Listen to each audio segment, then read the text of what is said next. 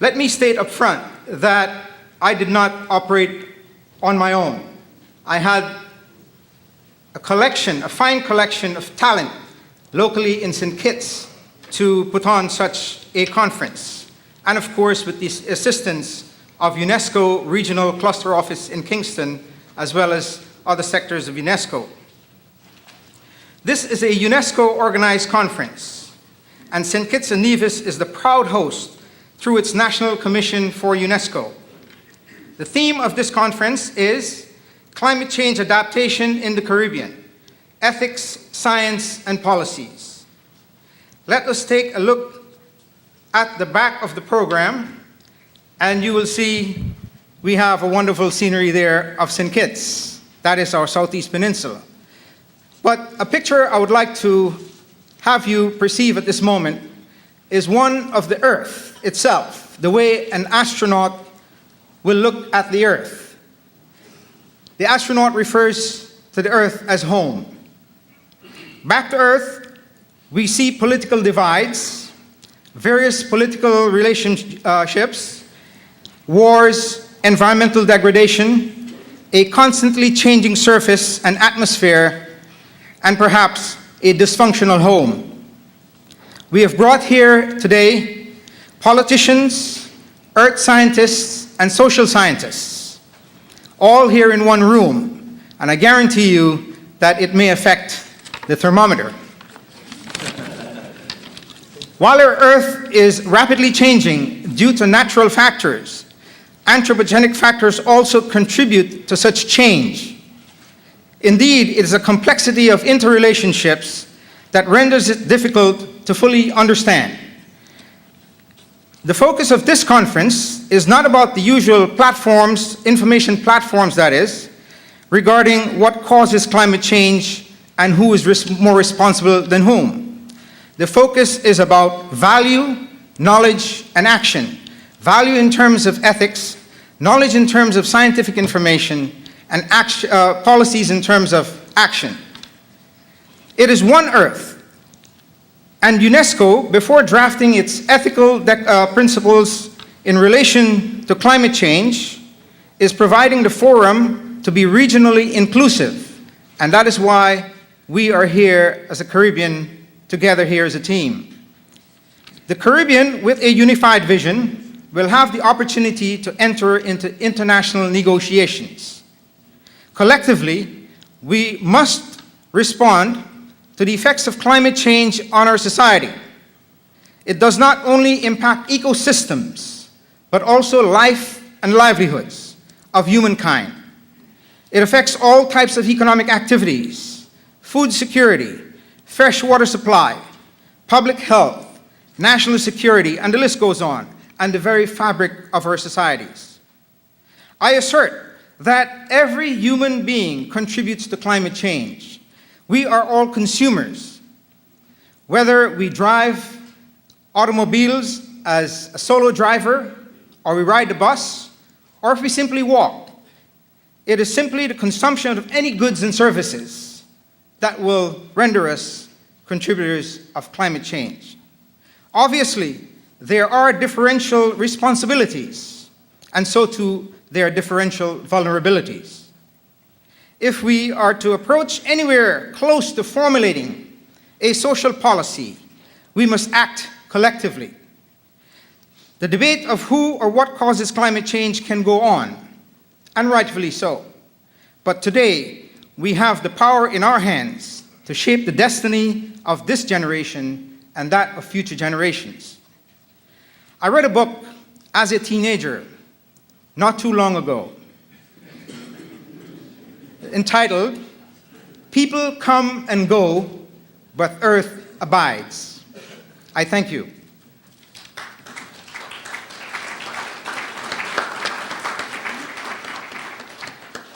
Now I would call upon the Honorable Nigel Cardy for some welcome remarks.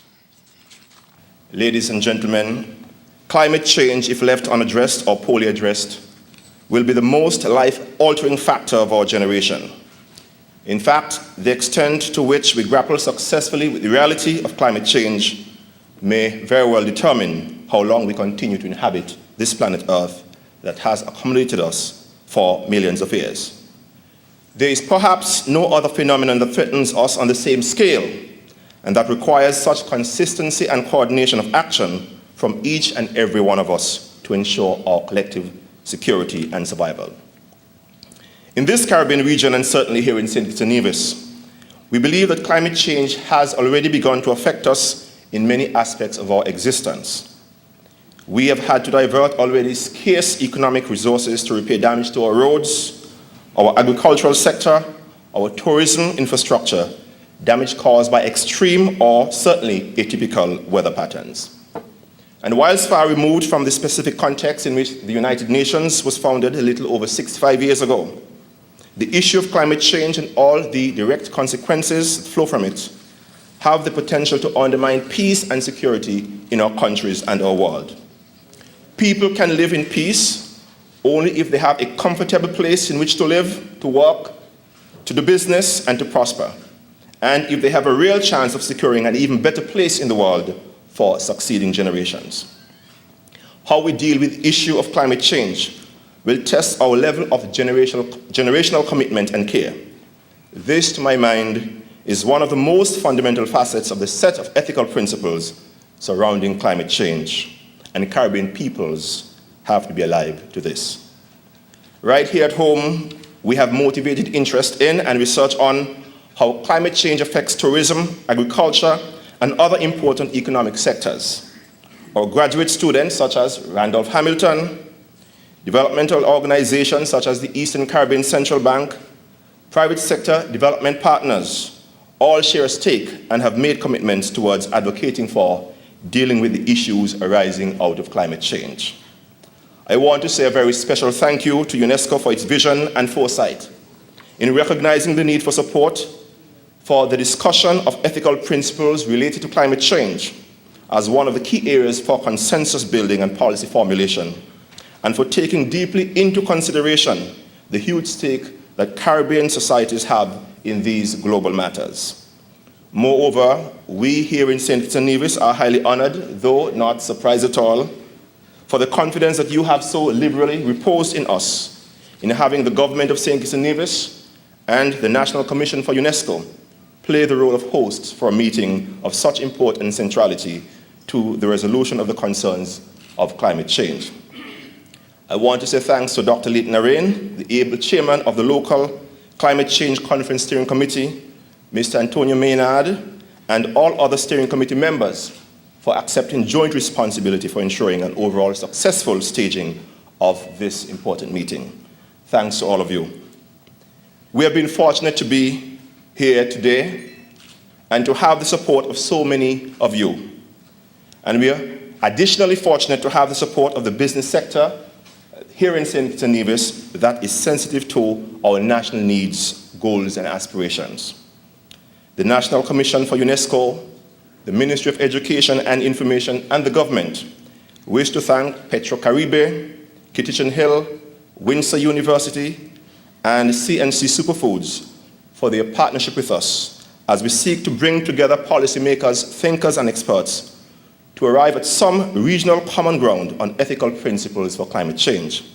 Colleagues, we are extremely delighted that you have come to St. Kitts and Nevis from near and far. We thank you for wanting to be part of this important conference and for saying yes to the opportunity to be here in Paradise. Thank you very much and welcome.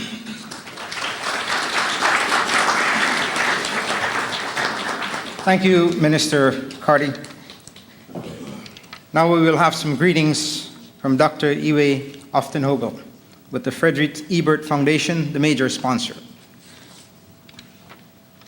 On behalf of the Regional Office of the Frederick Ebert Foundation for the Caribbean, I would like to welcome you to our conference on climate change adaptation in the Caribbean, science, ethics, and politics. The Friedrich Ebert Foundation is a political foundation from Germany, close to social democracy, and we have a rather long track record of cooperation in the Caribbean. Today, we are still active in the Dominican Republic, in Haiti, in Cuba, in Jamaica, and a couple of years ago, we also had more activities in the Eastern Caribbean. There was an office for some years in Barbados. Some of you may remember that. Our participation here is due to the notion that we try in the regional office to bridge a little bit the gap between the English and the Spanish-speaking and French-speaking Caribbean. And this is why we contribute with bringing representatives from French and Spanish-speaking Caribbean to this conference.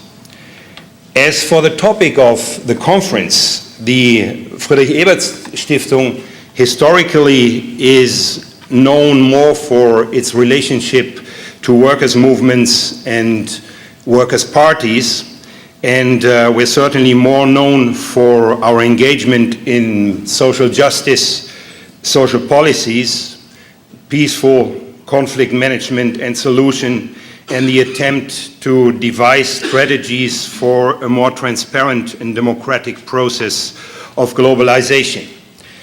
But during the last years, we have also taken on the issues of environment and climate change.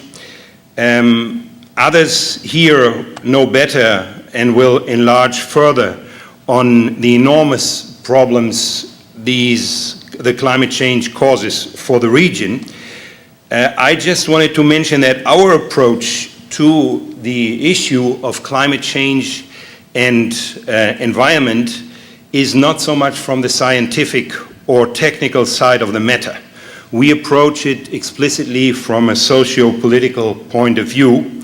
In other words, we consider climate change to be a symptom of fundamental imbalances in the world, or in more clear terms, we see it as a result of a development model that has failed. In other words, what we need, and we try to contribute to that, we need to develop a more sustainable growth model.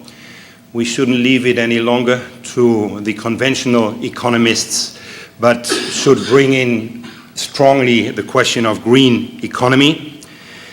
And we need more education for and more participation of the people concerning questions of environment and climate change. As for our conference, I hope we'll have a fruitful dialogue, and I hope also that we make some headway to find smart solutions for the many problems we are facing.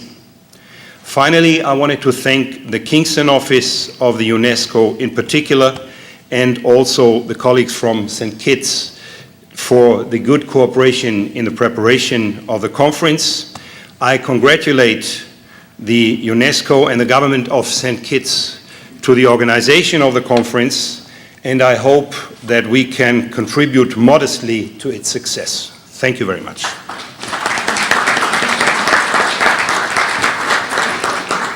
Thank you, Dr. Aftenhögel.